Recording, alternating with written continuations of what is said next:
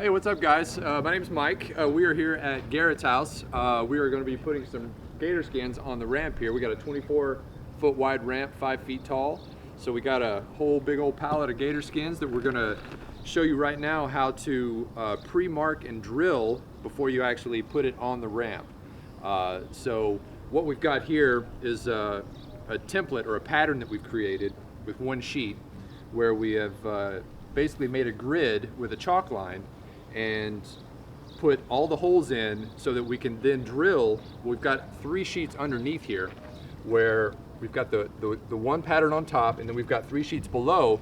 So this will make your work go a lot quicker because you'll be able to actually drill 3 sheets at a time.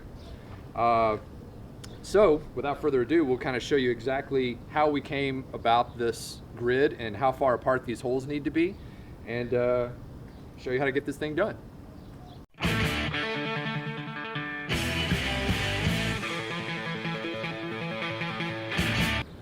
Okay guys, the first thing you want to do before you actually drill your sheets is you want to create a template or a pattern so that you get the same hole pattern on every sheet that you're drilling.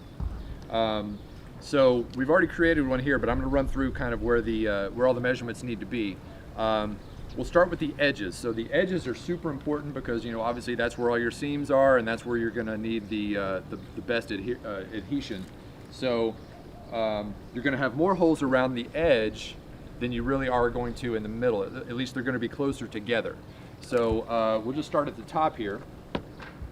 So across the top, we've got 1, 2, 3, 4, 5, 6, 7 holes. Those are 7 3/4 inches between the holes across the top and across the bottom. So as you can see here, we've also popped a line with our chalk line 3/4 of an inch from the edge all the way around, and all of your edge holes need to be that 3/4 inch all the way around, and that's where your pattern will start. Now as you're going down the sides, hopefully you've built your ramp with 8-inch with your studs on 8-inch centers. So these need to be 8 inches apart because these should hopefully line up with the studs on the ramp itself, because when you're actually screwing this in, you want to make sure that those screws actually penetrate a stud instead of just going through the plywood only. So these are 8 inches apiece all the way down the sides on either side. Now in the middle, we're going to have a different grid basically that's 3 across. We've already done the edges. We've already talked about how far the edges need to be. Now we're going to do a grid in the middle so that it is exactly the same all the way down. So these are 11 7/8. So 11 7/8, 11 7/8. So you can do that and pop your grid in the middle with your chalk line. Chalk that in the middle, and then once you've got your grid, before you drill one hole, you pop your lines, and then everywhere there's an intersection, as you can see here with these red lines, everywhere there's a cross, that's where you drill your hole.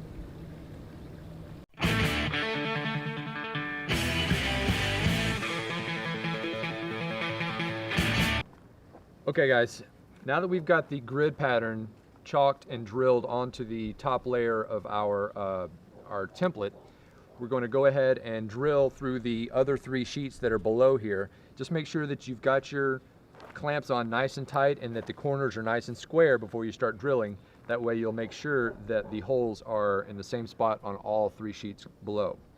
So we take our 3/16 bit, put it in the first hole here, drill through. So you'll just continue to do that all over the entire grid.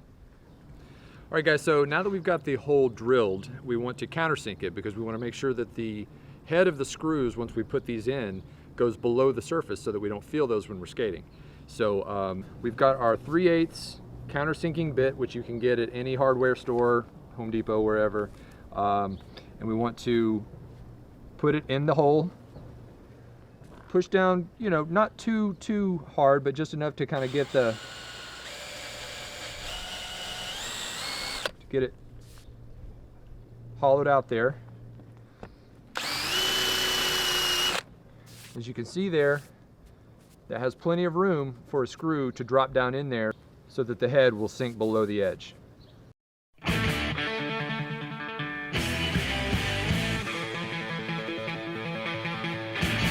Hey, what's up guys? We've got the layer on, but I wanted to show you guys exactly how to put one of these things on and the reason why we countersink, and also how to do the spacing around each sheet. As you can see here, we've got like an 8-penny nail kind of tacked in on the edges to give a little bit of an expansion joint here, so that the wood underneath, if it happens to expand or contract, we've got a little bit of give in between the sheets.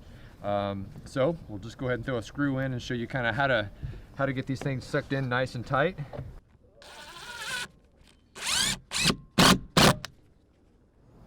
All right guys, as you can see, the ramp is now done. The layer is on. It's time to skate.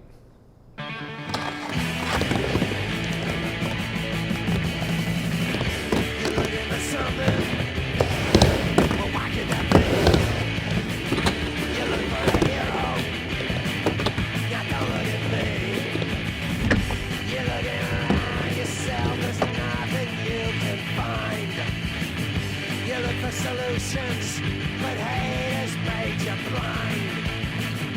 You keep looking around you for something that's in